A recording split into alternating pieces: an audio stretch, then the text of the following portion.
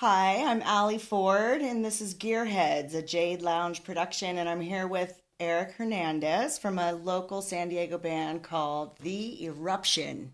I like to Yes, call you guys just Eruption, but I think it's The Eruption, it right? is the eruption. So, the first thing I'm going to ask you, and I'm going to sort of switch it up and ask you to kind of Benjamin Button time reverse yourself. Start from The Eruption. And how did you get in that band? How did you start with these guys?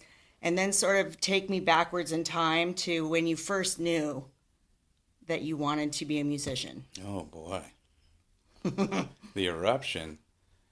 The eruption came to be out of a blues rock band that Steve Teague formed. Good friend of mine and your guys's.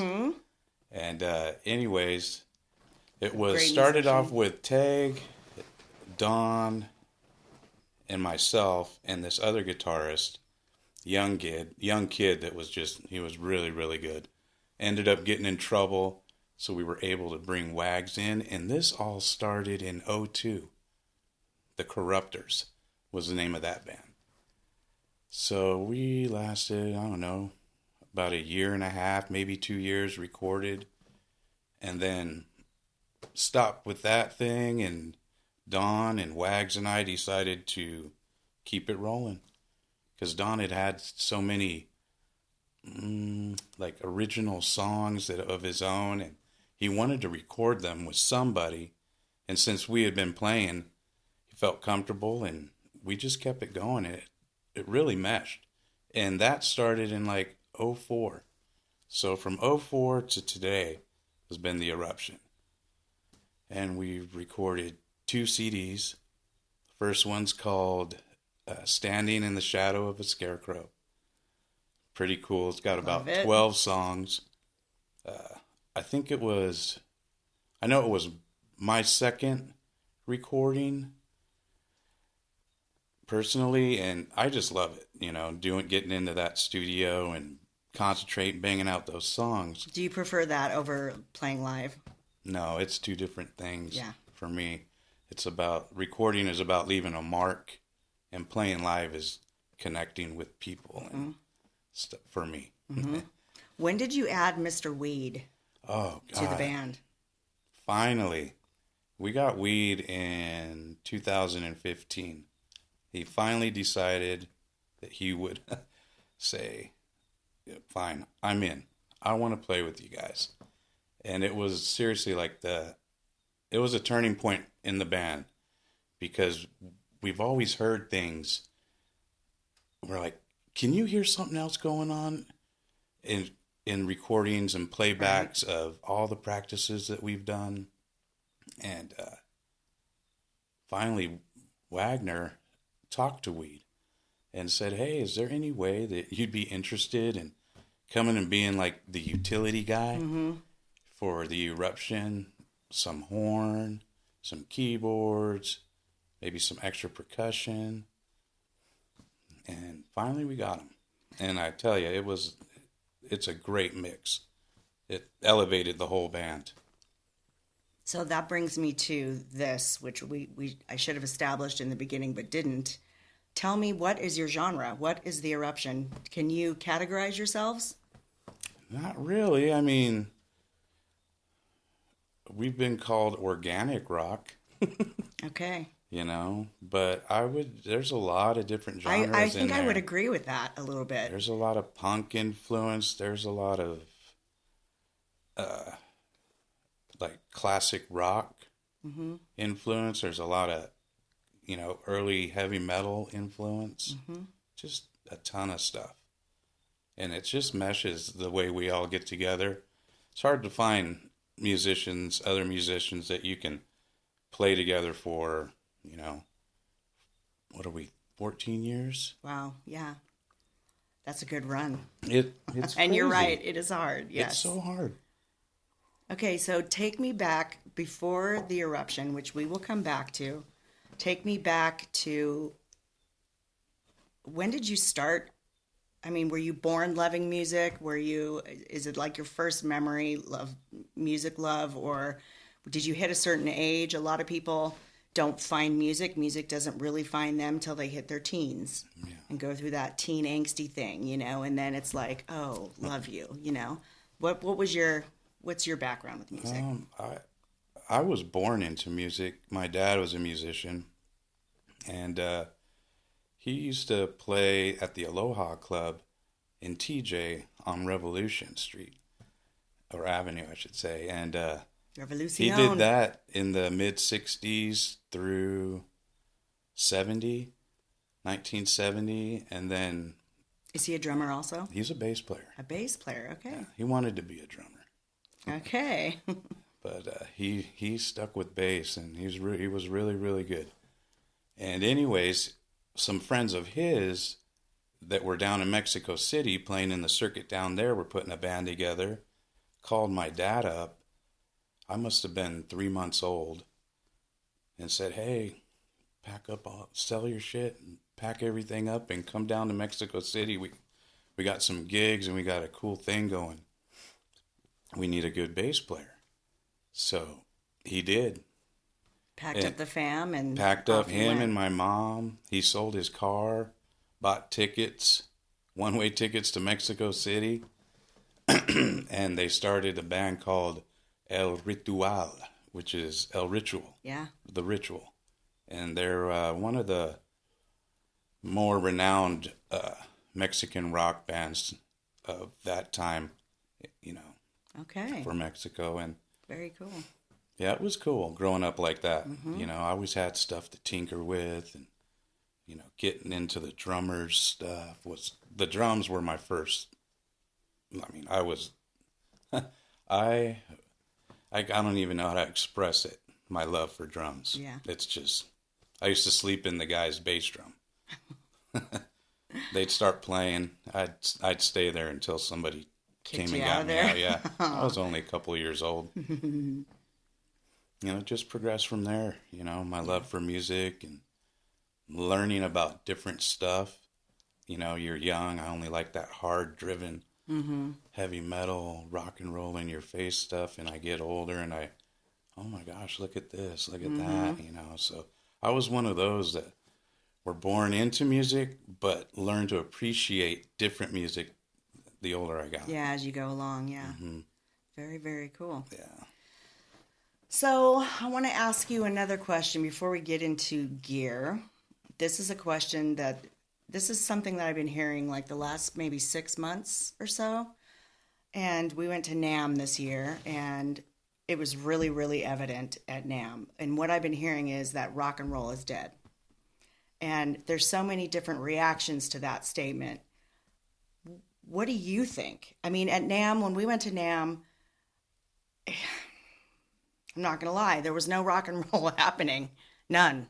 That's and it was pretty shocking and disappointing. Yes. So I had heard that statement before we went to NAMM and was like, whoa, is it true? And then I just came from a Queens of the Stone Age, Eagles of Death Metal gig last weekend. And so personally, I don't believe that it's true. What are your feelings on that?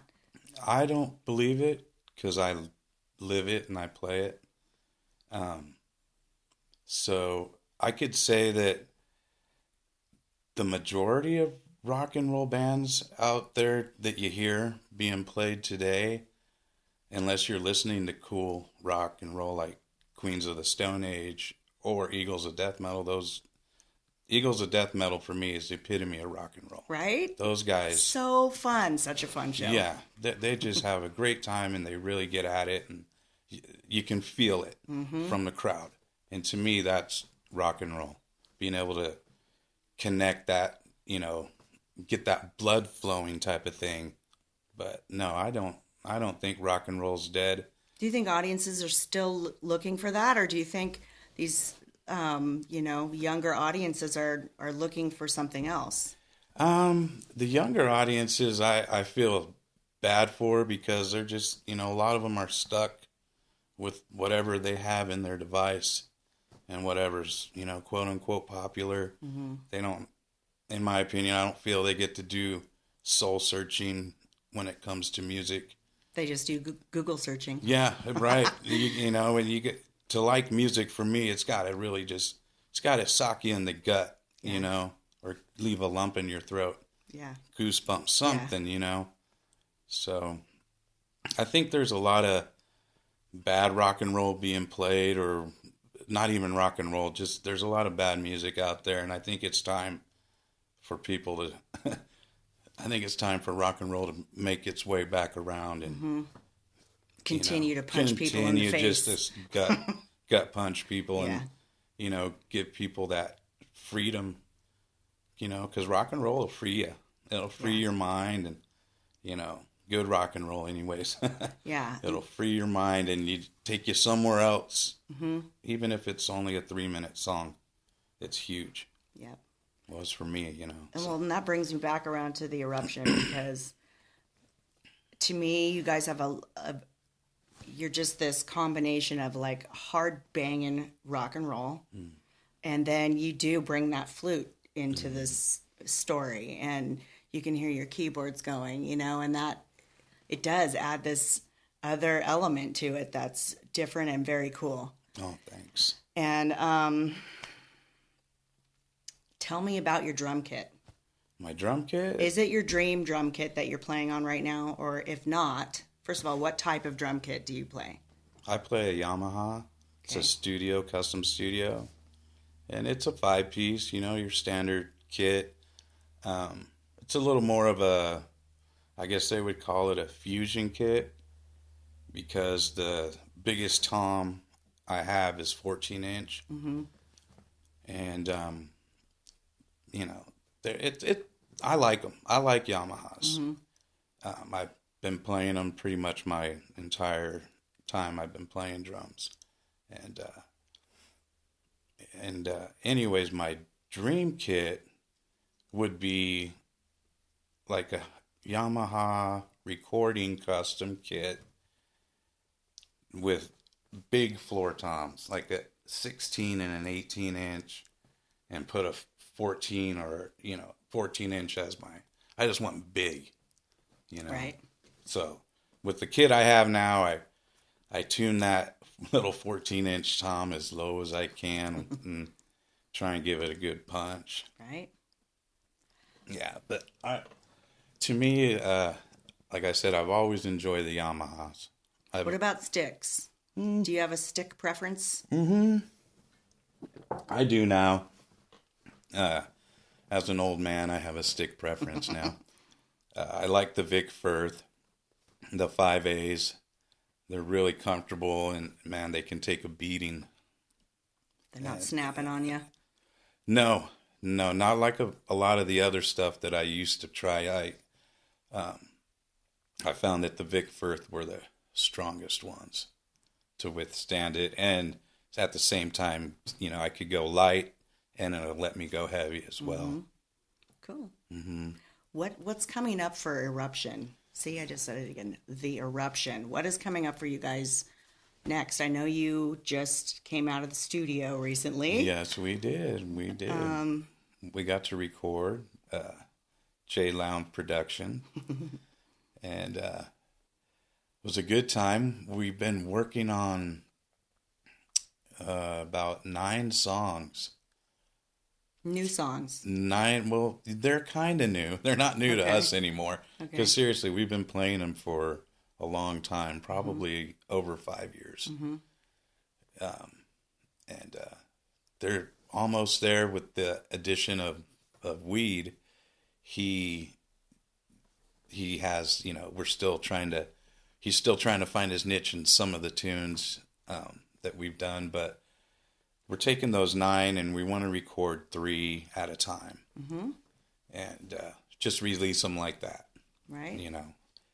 But that's what's next there, and we're just looking, trying to keep our eyes out for a gig that we could do that's gonna, mesh with everybody, and we can do it. So yeah, that's about it for the Eruption. We just keep on practicing and having fun, Excellent. I have a terrible memory, but I do have a memory of when I got to jam with you guys at a rehearsal, and then our bands played together at a Halloween gig. Yes. And for me, that was so much fun. One of the highlight points of my life. Sweet. It was awesome and super fun.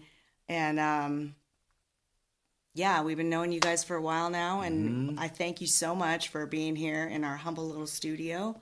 Thank you for having me. Yeah. And I hope that someday I get to jam with you at a rehearsal again. I look forward to that. Thank you. It'll happen. Thank you so much. Thanks. This is Jade Lounge Productions, GearHedz. My name is Allie Ford. You can find me on the Instas and the tweets at Jade Lounge Queen. Peace out.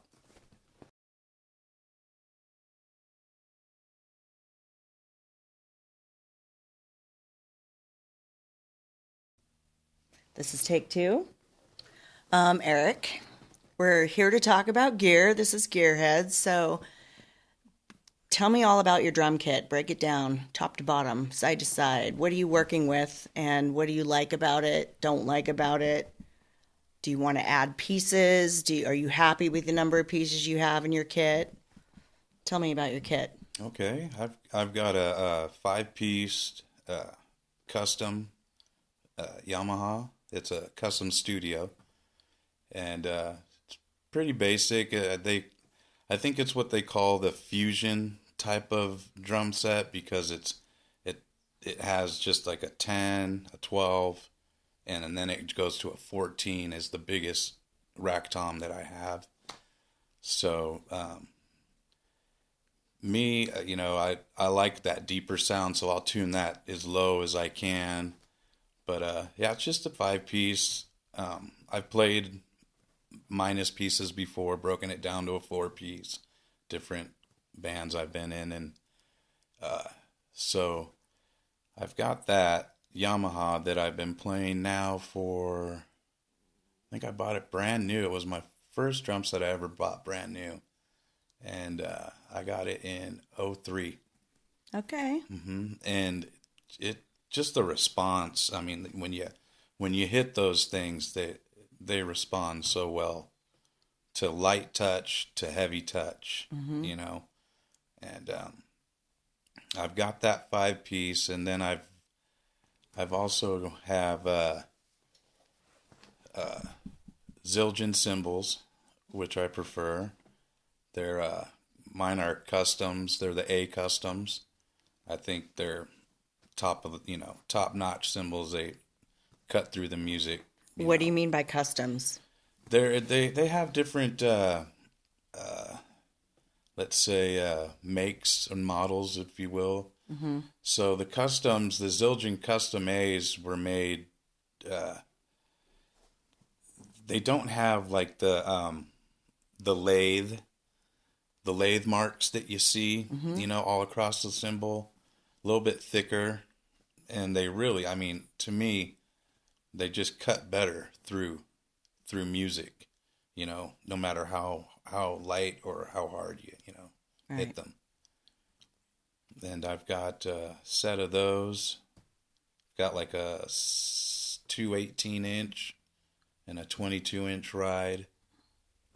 And then I have a Zildjian China Boy, which I bought back in '92, and it's one of my last original cymbals that I bought when I got my first Yamaha kit that I adopted. Well, I actually stole from my cousin, but I just told him I needed to borrow it. Right? It was better than the one I had.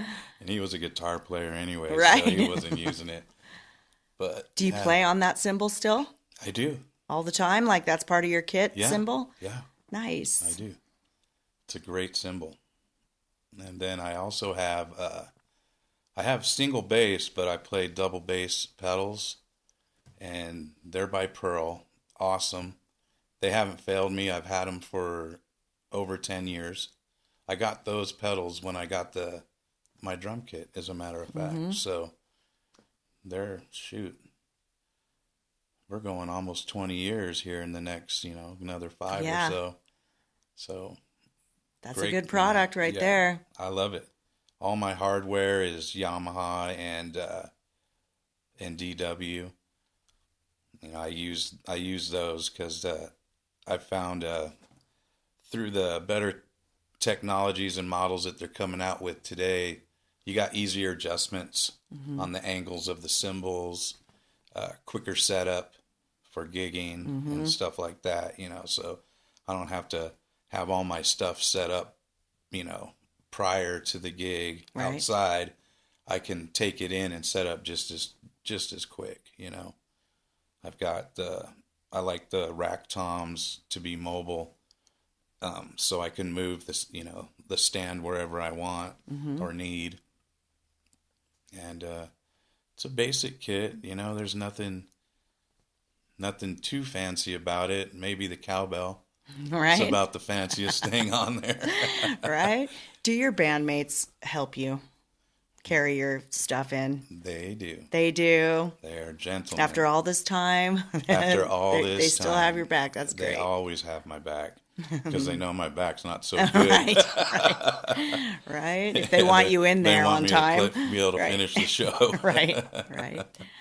Very cool. So, yeah, Tell me about, we're swaying away from equipment again, but if you could put together a super band and you're the drummer, and it's any genre you want, what would that super band look like? Oh, man. And I'm going to assume that you're going to choose like your most favorite musicians. Yeah, absolutely. Absolutely. I would have. Who would you want to jam with? Man, I would love to jam with Carlos Santana. Mm-hmm. And I would want to play everything. Right? I would want to go from the drums to the percussion, you know. Yeah. To just the congas. I would want to do it all with him. Do you do a lot of percussion? I don't, but I it's just another thing that I've never really done. But you're not opposed to it? Not at all. Not at all. I have hand percussion, you know, little drums at home that I like to jam with my girls. Mm-hmm. We get little family jams going. Nice. Yeah, and that's a lot of fun. Okay, so Carlos Santana on the guitar. Carlos Santana on the guitar. My dad on the bass. Ah, I love that. And then I would want... I believe his name is Claude Chanel. He was the keyboard player in Dio. Okay. I think that's his name. I'm probably butchering it. Do you know, Brent? Is that his name? Claude Chanel? Oh, man, he was awesome. He was all, you know, keyboard players to me, I've always been fascinated by him because they're worse than the drummer. They're like to the side and in the dark. Right. You know, the drummer gets a little reflection here and there from, you know, in the spotlights, but that would be it. And I would love to have Ann Wilson as my girl. Oh, yeah. I love female her voice musicians, you know, bass players, drummers, guitarists, vocalists. I don't know why, but I've always like had a soft spot for female musicians. For lady rockers. Yes. Love that. Yes. Does your supergroup have a name? I think... No, I would have to leave that up to one of those guys. I'd be afraid to name the band, and I'd just be happy to be there. Yeah, right. I would no way, shape, or form be the leader of this group. Yeah. But I would just be privileged to be in the same room. Yeah, anything you want, anything you say, tell me what to do. Yeah. Mm-hmm. Very cool. What would be you have all the money in the world. What kind of a drum kit would you immediately go out and purchase? I go out and get the Yamaha recording custom kit all the way around, even the snare. Like I said, I have a soft spot in my heart for Yamaha. Been playing with them for a long time. I love the touch.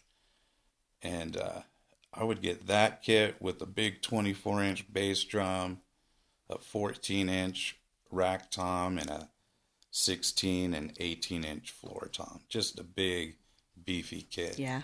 Yeah. Very cool. That would be it. So this is a weird question for a drummer, maybe, but maybe not.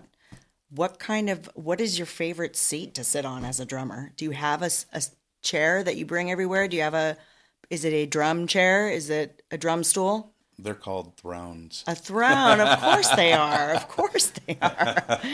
What's your perfect throne? Do you have it already? Do you still need Nice, one? soft, thick one. I don't Yeah. care what it is. Yeah.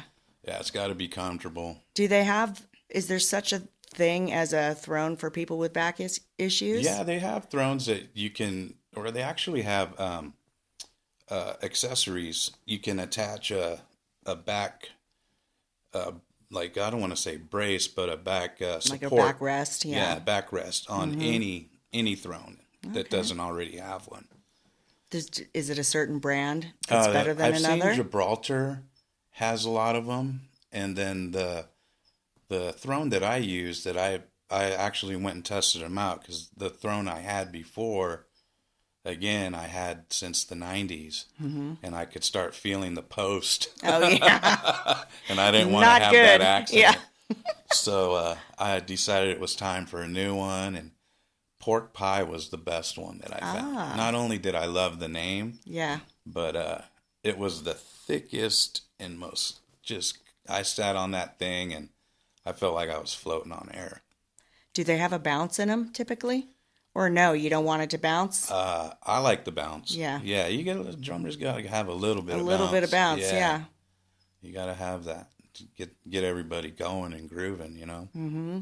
But that's by far been the most comfortable drum throne I've had. A pork pie. Pork pie. It's a great name, yes. Yeah, they make snares too. They make awesome snares. Okay. Yeah. What about the, what is it called? The skin? The heads. The heads? They're called drum heads. Okay. I used to use like religiously Remo, and I've gone away from Remo to Evans. Mm-hmm. Evans had a few different things that they integrated their snare heads. In particular,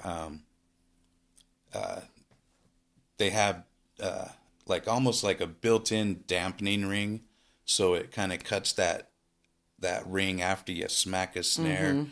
Mm-hmm. Even if it's tuned great, you're gonna have a little bit of a ring to it. So I used to have a dampener that I would put on the snare. Right. And it was clear and it fit the snare. But when you play, your sticks start to shred. Uh-huh. I was catching it and it would pop off. So Evans had this great snare head that I only use now. Okay. And then I had to try their rack tom heads as well, just because I thought the snare head's this good. What's the other stuff like? And right. The response that you get off of those heads, and the durability of them I like them. I prefer them.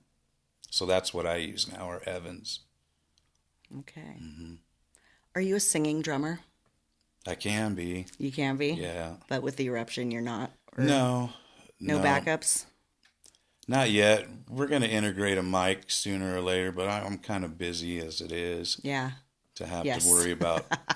It always blows my mind to see a singing drummer. It blows my mind because just the actual act of drumming is so awkward for this white girl that just adding that one more thing to the mix of what a drummer is doing is just a mind popper for me personally. So I applaud you as it is, just that you got all four extremities going at once.